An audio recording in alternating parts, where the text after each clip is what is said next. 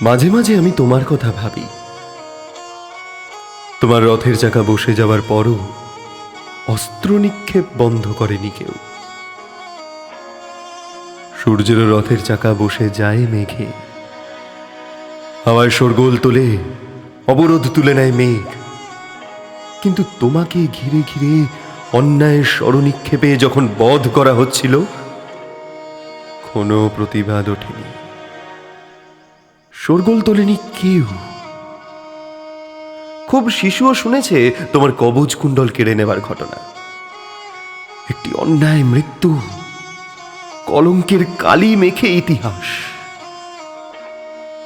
কর্ণ, আমি মাঝে মাঝে তোমার কথা ভাবি, কষ্ট হয়।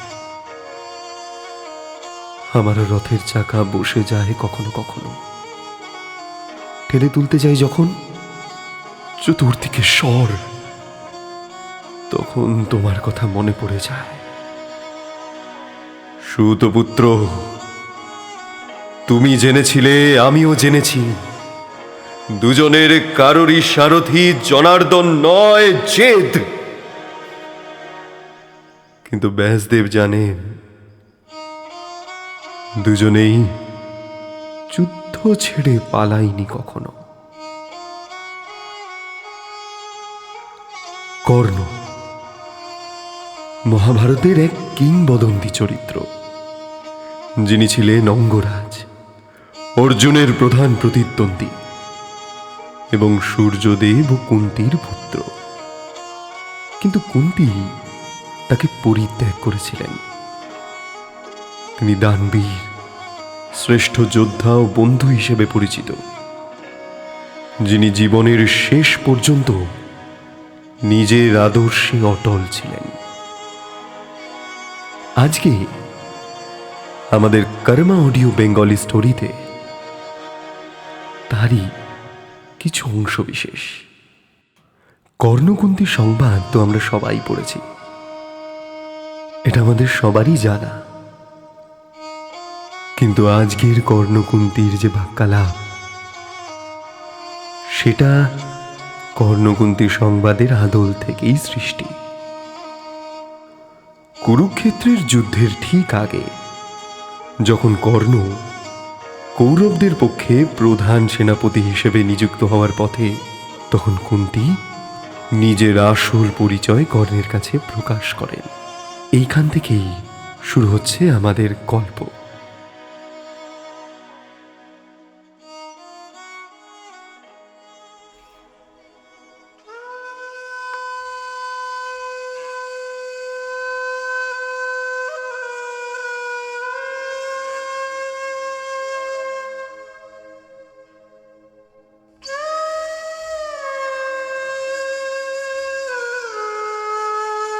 মা, আমি অধিরথের পুত্র, রাধার গর্ভে আমার জন্ম। আমায় বলো তুমি কে, যে আমার পরিচয় জানতে চাও? বৎস, আজ বহু বছর পর তোমার জীবনের প্রথম প্রভাতের কথা মনে পড়ছে। সেই আমি, যে তোমাকে এই পৃথিবীর সাথে পরিচয় করিয়ে দিয়েছিলাম। আমি তোমার মা, কুন্তি। দেবী, আপনার কণ্ঠস্বর যেন পূর্বজন্মের কোনো স্মৃতি জাগিয়ে তুলছে। কিন্তু আমি তো সারথীর পুত্র হিসেবেই পরিচিত।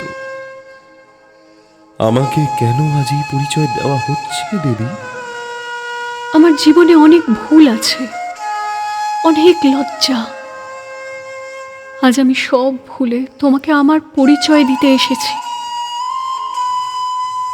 তুমি পাণ্ডবদের বড় ভাই, যুধিষ্ঠির, ভীম, অর্জুনের বড় ভাই।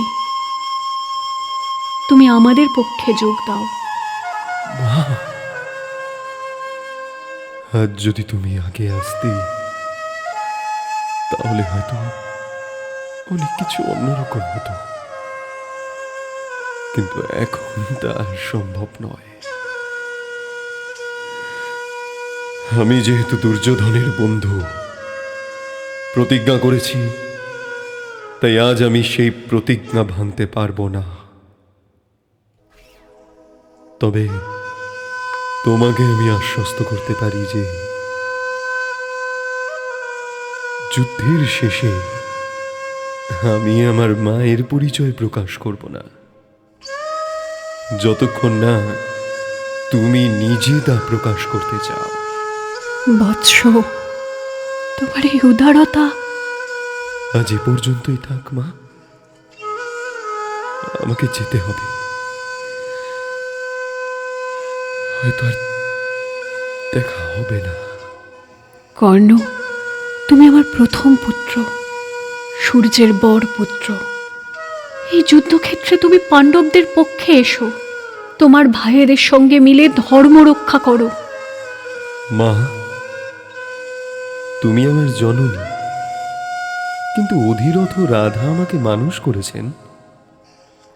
দুর্যোধন আমার প্রাণের বন্ধু, আমি আমার প্রতিজ্ঞা ভঙ্গ করতে পারি না। আমি শুধু অর্জুনকে হত্যা করব না। তার কারণ তুমি আমার মা। কিন্তু আমার বন্ধুদের সাথে আমি বিশ্বাসঘাতকতা করতে পারবো না। তাহলে তুমি আমার কাছে কি বর চাও? আমি আপনার কাছে বর চাই মা, যেন এই যুদ্ধের পর আমি আপনার কাছে এসে আপনার আশীর্বাদটা পাই, এবং আমি যেন আমার বন্ধুদের প্রতি বিশ্বস্ত থাকতে পারি।